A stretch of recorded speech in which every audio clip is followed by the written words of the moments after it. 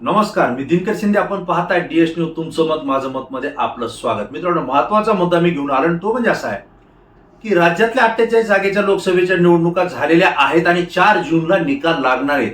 पण तोपर्यंत आपल्या लोकसभेच्या, देशातल्या लोकसभेचा जे काही 7वा टप्पा होता तो 1 जूनला पूर्ण झालेला आहे आणि त्यानंतर 1 जूनला सायंकाळी 5च्या नंतर अनेक एक्झिट पोल हे महाराष्ट्रातल्या जनतेसमोर आले, देशाच्या जनतेसमोर आले.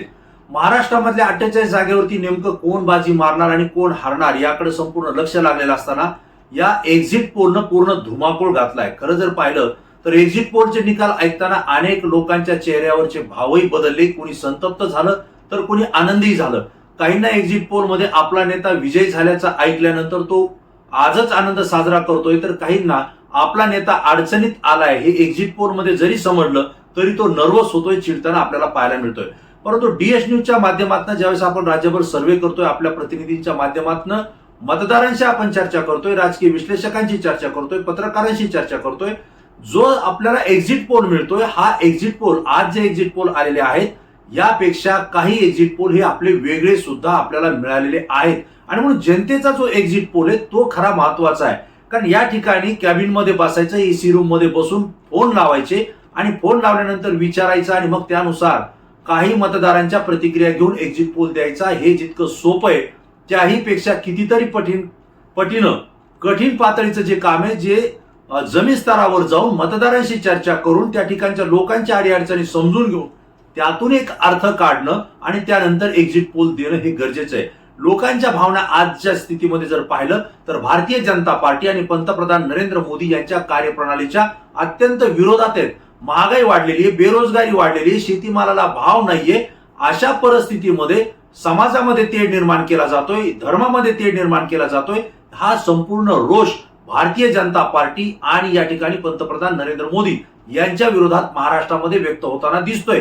दुसरा भाग असा आहे की राज्याचे जे उपमुख्यमंत्री आहेत देवेंद्र फडणवीस यांनी महाराष्ट्रामध्ये जे काही शिवसेना फोडाफोडीचं राजकारण केले, राष्ट्रवादी काँग्रेस फोडायचं राजकारण केलंय आणि त्यासोबतच ज्यांच्यावरती भ्रष्टाचाराचे आरोप आहेत त्या सगळ्या नेत्यांना आपल्या सोबत घेऊन या ठिकाणी महायुती स्थापन केलेली आहे.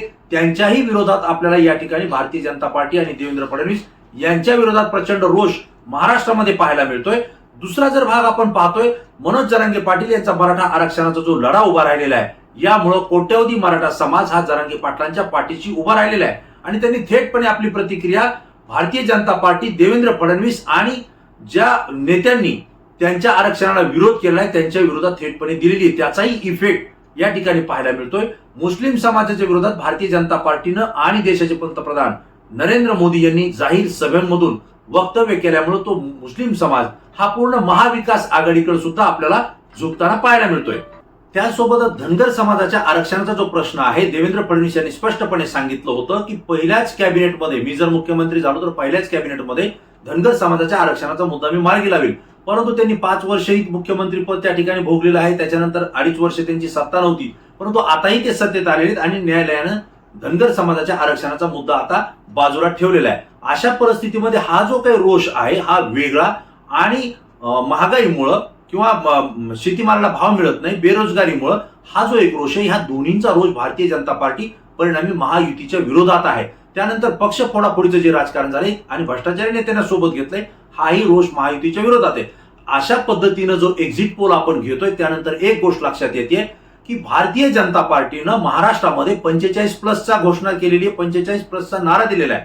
देशामध्ये 400 पार आणि महाराष्ट्रामध्ये 45+. मित्रांनो, आपल्याला मला आवर्जून सांगावं लागेल, 45+ तर द्या सोडून.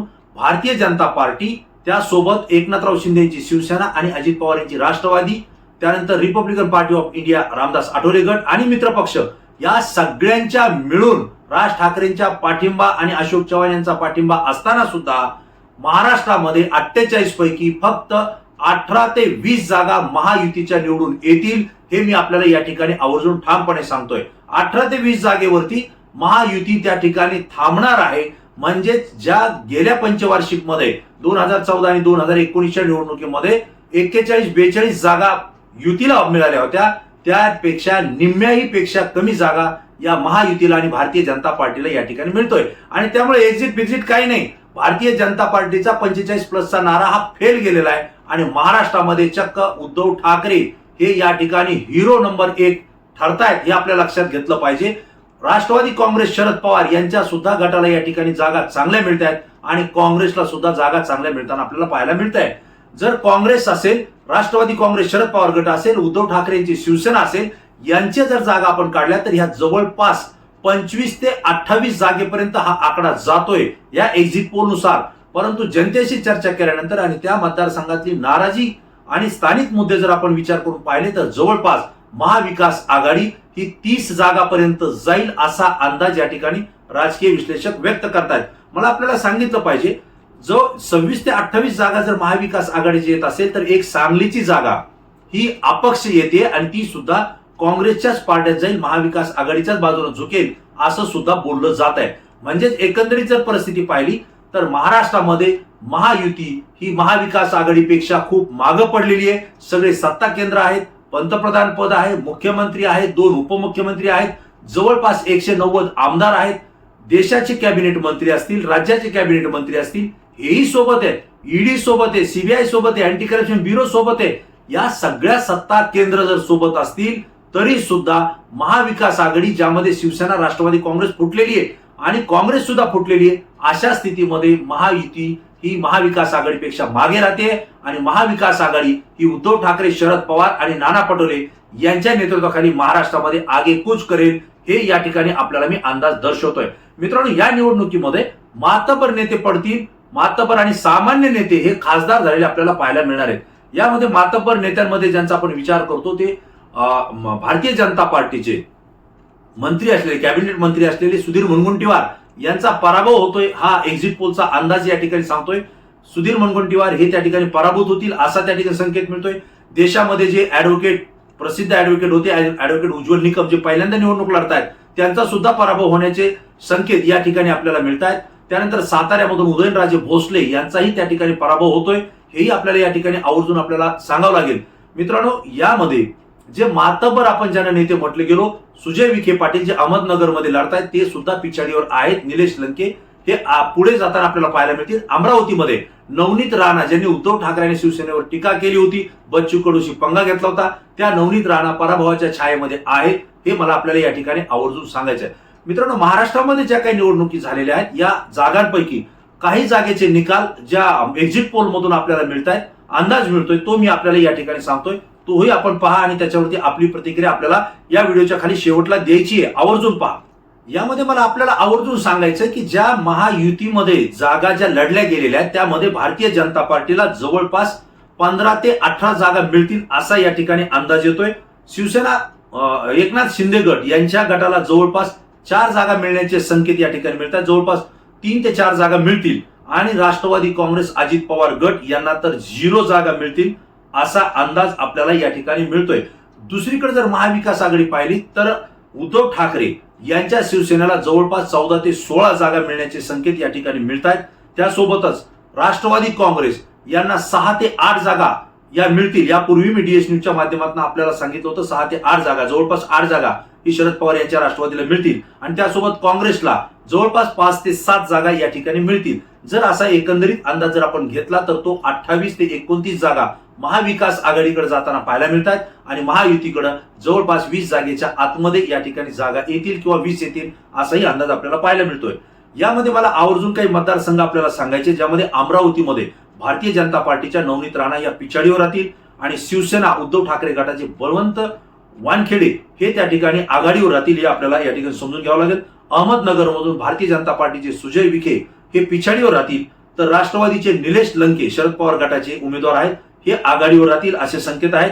बीड जिल्ह्यामधून हा जो बीड जिल्हा आहे या ठिकाणी अनेक एक्झिट पोलचे वेगवेगळे अंदाज आपल्याला पाहायला मिळतात, परंतु मी आपल्याला आवर्जून सांगतो जो सारांश आहे बीड जिल्ह्याचा, त्या ठिकाणी भारतीय जनता पार्टीच्या पंकजाताई मुंडे या पिछाडीवर राहतील आणि राष्ट्रवादी काँग्रेस शरद पवार गटाचे उमेदवार बजरंग सोनवणे हे आघाडीवर राहतील हा या ठिकाणी आपल्याला संकेत एक्झिट पोल आपल्याला या ठिकाणी मिळतोय. बारामतीमध्ये मात्र राष्ट्रवादी विरुद्ध राष्ट्रवादी झालेली आहे. अजित पवार यांच्या पत्नी सुनेत्रा पवार या त्या ठिकाणी पराभूत होतील तर शरद पवार यांच्या कन्या असलेल्या राष्ट्रवादी काँग्रेसच्या विद्यमान खासदार सुप्रियाताई सुळे या त्या ठिकाणी विजयी होतील असे आपल्याला संकेत मिळतात. चंद्रपूरमध्ये मी यापूर्वीच आता सांगितलं त्या ठिकाणी काँग्रेसचे उमेदवार प्रतिभाताई धानोरकर या त्या ठिकाणी आघाडीवर दिसतील आणि त्या विजयी होतील असे संकेत आपल्याला मिळत आहेत. दुसरी गोष्ट, जालना या ठिकाणी अटीतटीची लढत होतीये. भारतीय जनता पार्टीचे 3 वेळेस खासदार राहिलेले आणि आता केंद्रीय मंत्री असलेले रावसाहेब दानवे आणि यांच्या विरोधात काँग्रेसचे त्या ठिकाणी कल्याण काळे यांची लढत झालेली आहे. गेल्या वेळेला कल्याण काळे हे अवघ्या काही मतानं पराभूत झाले होते. जरांगे पाटलांचा इफेक्ट त्या जालना मतदारसंघावर आपल्याला पाहायला मिळतोय आणि त्यामुळे रावसाहेब दानवे आणि कल्याण काळे यांच्यामध्ये अटीतटीची लढत आहे. काही एक्झिट पोल सांगतात की दानवे विजयी होतील, तर काही एक्झिट पोल सांगतात कल्याण काळे हे विजयी होतील. दुसरा भाग असा आहे मित्रांनो, त्यामध्ये धाराशिव हा मतदारसंघ आहे. धाराशिव मध्ये उद्धव ठाकरे यांच्या शिवसेनेचे ओमराजे निंबाळकर हे त्या ठिकाणी विजयी होतील, तर त्यांच्या विरोधात लढणाऱ्या राष्ट्रवादी काँग्रेस अजित पवार गटाच्या उमेदवार अर्चनाताई पाटील, ज्या की भारतीय जनता पार्टीचे राणा जगजितसिंह पाटील यांच्या पत्नी आहेत, त्या ठिकाणी पराभवाच्या छायेमध्ये आहेत. हे मला आपल्याला या ठिकाणी सांगायचंय. दुसरा भाग असा आहे की सिंधुदुर्ग रत्नागिरी ही लढत अत्यंत महत्वाची आहे. या ठिकाणी भारतीय जनता पार्टीकडून नारायणराव राणे हे निवडणूक लढतायत आणि उद्धव ठाकरे यांच्या शिवसेनेकडून विनायक राऊत हे त्या ठिकाणी निवडणूक लढतात. अत्यंत अटीतटीची ही निवडणूक आहे. काही एक्झिट पोलनं नारायण राणे हे पराभूत होताना या ठिकाणी सांगितलंय, तर काही जणांनी विनायक राऊत, परंतु या ठिकाणी विनायक राऊत हे काही मतानं विजयी होतील असे संकेत आपल्याला या ठिकाणी मिळत आहेत. दुसरा भाग असा आहे मुंबई उत्तर मध्यमध्ये, जे की मी आता आपल्याला सांगितलं की ऍडव्होकेट उज्ज्वल निकम हे भारतीय जनता पार्टीचे उमेदवार आहेत आणि त्यांच्या विरोधात काँग्रेसच्या वर्षा गायकवाड या निवडणूक लढतायत. वर्षा गायकवाड या त्या ठिकाणी विजयी होतील आणि उज्ज्वल निकम यांचा पहिल्याच निवडणुकीमध्ये पराभव होईल असे संकेत आपल्याला त्या ठिकाणी मिळत आहेत. परभणी या मतदारसंघाकडे सगळ्यांचं लक्ष लागलं होतं, कारण राष्ट्रीय समाज पक्ष राज्यामध्ये एकमेव जागा लढतोय, ती म्हणजे परभणीची, जी की अजित पवार गटाच्या वतीनं त्यांनी ती घेतलेली आहे आणि त्या ठिकाणी उद्धव ठाकरे यांच्या शिवसेनेचे संजय जाधव, बंडू जाधव हे त्या ठिकाणी निवडणूक लढतायत आणि त्या ठिकाणी ते विजयी होतील. महादेव जानकर राष्ट्रीय समाज पक्षाचे उमेदवार हे त्या ठिकाणी पराभूत होतील, कारण जरांगे पाटलांच्या मराठा आरक्षणाचा इफेक्ट या जालना जिल्ह्यामध्ये होता आणि जालन्यातला काही भाग जो जरांगे पाटलांचं मतदान आहे तो परभणी मतदारसंघामध्ये येत होता. याचाही परिणाम आपल्याला या ठिकाणी पाहायला मिळेल. दुसरा भाग या ठिकाणी येतोय शिरूर मतदारसंघामध्ये. शिरूरमध्ये राष्ट्रवादी विरुद्ध राष्ट्रवादी लढते. त्या ठिकाणी अजित पवार यांच्या राष्ट्रवादीकडून शिवाजीराव आढळराव पाटील, जे की शिवसेना एकनाथ शिंदे गटाचे नेते आहेत, ते त्या ठिकाणी प्रवेश करून लढतायत. त्यांच्या विरोधात विद्यमान खासदार राष्ट्रवादी शरद पवार गटाचे अमोल कोल्हे ही निवडणूक लढतायत आणि तेच या ठिकाणी पुन्हा एकदा विजयी होतील असे संकेत आपल्याला त्या ठिकाणी मिळत आहेत. दुसरा भाग असा आहे की रायगड या ठिकाणी राष्ट्रवादी अजित पवार गटाचे प्रदेश अध्यक्ष असलेले सुनील तटकरे हे त्या ठिकाणी निवडणूक लढतायत. त्यांच्या विरोधात उद्धव ठाकरे यांच्या शिवसेनेचे आनंद गीते हे निवडणूक लढतायत. मित्रांनो, या ठिकाणी सुद्धा अटीतटीचा सामना झालेला आहे, परंतु शेवटच्या टप्प्यात काही का मतानं होईना आनंद गीते या ठिकाणी विजयी होतील असं त्या ठिकाणी एक्झिट पोलच्या माध्यमातून बोललं जात आहे आणि लोकांच्याही त्या प्रतिक्रिया आपल्याला तशा मिळत आहेत.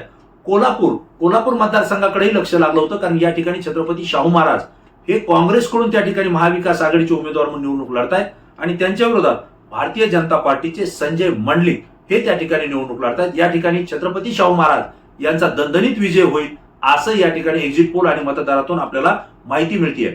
दुसरीकडे मात्र सातारा मतदारसंघामध्ये छत्रपती उदयनराजे भोसले जे भारतीय जनता पार्टीकडून लढतायत आणि त्यांच्या विरोधात राष्ट्रवादी काँग्रेसकडून शशिकांत शिंदे हे निवडणूक लढतायत.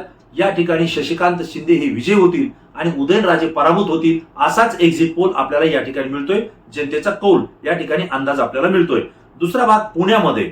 पुणे या ठिकाणी भारतीय जनता पार्टीचे मुरलीधर मोहोळ हे या ठिकाणी आघाडीवर दिसत आहेत. ते विजयाच्या उंबरठ्यावर आलेले आहेत आणि काँग्रेसचे आमदार रवींद्र धंगेकर जे की पोटनिवडणूक आता लढले होते ते या ठिकाणी पराभूत होतील, पराभवाच्या छायेमध्ये आहेत, हा आपल्याला या ठिकाणी माहिती मिळते, अंदाज येतोय.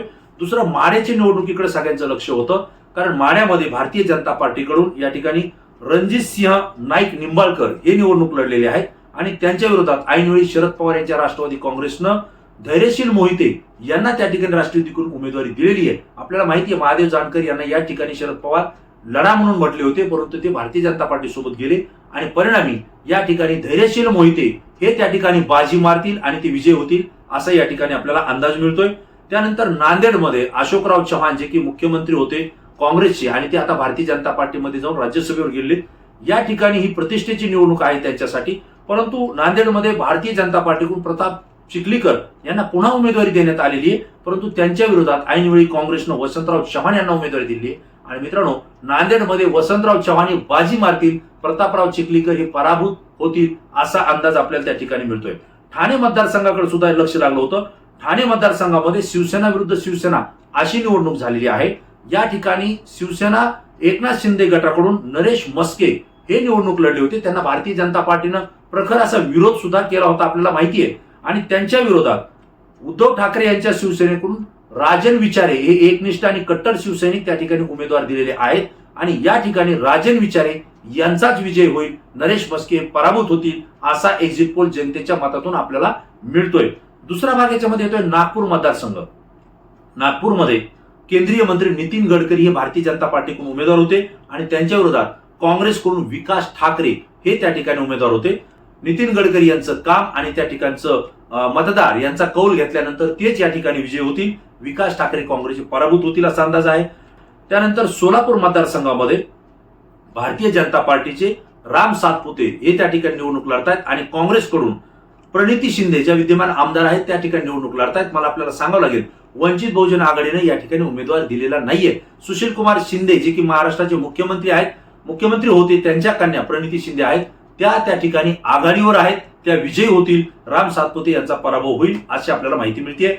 कल्याण मतदारसंघाकडे सगळ्यांचं लक्ष लागलं होतं, कारण या मतदारसंघामध्ये मुख्यमंत्री एकनाथराव शिंदे जे की शिवसेनेचे आता अध्यक्ष आहेत, प्रमुख आहेत, त्यांचे चिरंजीव विद्यमान खासदार हे त्या ठिकाणी श्रीकांत शिंदे हे शिवसेनेकडून त्या ठिकाणी लढले होते आणि त्यांच्या विरोधात उद्धव ठाकरे यांच्या शिवसेनेकडून वैशाली दरेकर यांना उमेदवारी देण्यात आली होती. हा अत्यंत अटीतटीचा सामना झालेला आहे, परंतु या ठिकाणी श्रीकांत शिंदे हे बाजी मारतील असे संकेत आपल्याला त्या ठिकाणी मिळत आहेत. मित्रांनो, या महाराष्ट्रातल्या या सगळ्या घडामोडी जर आपण पाहतोय, जागा पाहतोय, तर एक गोष्ट लक्षात येते, महायुती ही गेल्या पंचवार्षिकला जेवढ्या जागा 41-42 होत्या त्या राखू शकलेली नाही. 45+ तर नाहीच नाही. 20 खासदारांपेक्षा कमी किंवा 20 खासदार हे महायुतीचे निवडून येतील. त्यामध्ये भाजप असेल, एकनाथ शिंदेची शिवसेना असेल आणि अजित पवार यांची राष्ट्रवादी सुद्धा असेल.